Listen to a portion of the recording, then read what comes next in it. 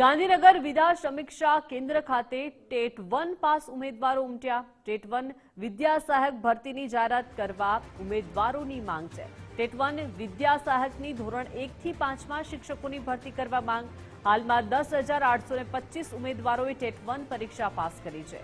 શિક્ષણ વિભાગે જાહેર કરેલા ભરતી કેલેન્ડર પ્રમાણે ભરતી કરવાની માંગ છે। વયમર્યાદા ઉચ્ચ પ્રાથમિક સમકક્ષ કરવામાં આવે તેવી માંગ છે। નવા શૈક્ષણિક સત્ર પહેલા ભરતી કરવામાં આવે તેવી માંગ કરવામાં આવી।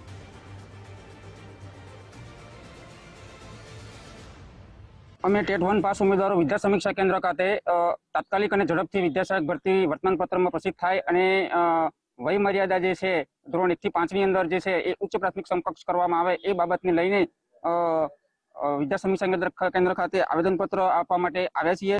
તો સરકારને અમુક મુદ્દાઓ જે છે અમુક અમારી લાગણીઓ છે એ સરકાર સમક્ષ અમે મૂકીએ છીએ કે ટેટ 1ની ભરતી જે છે એ વર્તમાનપત્રની અંદર ઝડપથી પ્રસિદ્ધ કરવામાં આવે, ત્યારબાદ કેલેન્ડર મુજબ ભરતી કરવામાં આવે।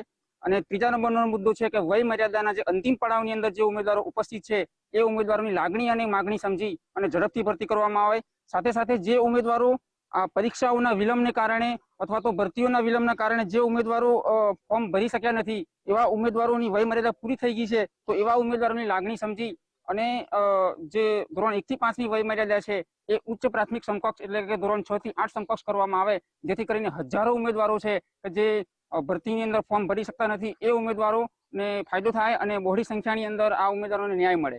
જેટલા ઘણા બધા ઉમેદવારો એવા છે કે જેની વય મર્યાદા હાલ પૂરી થવામાં આવી છે।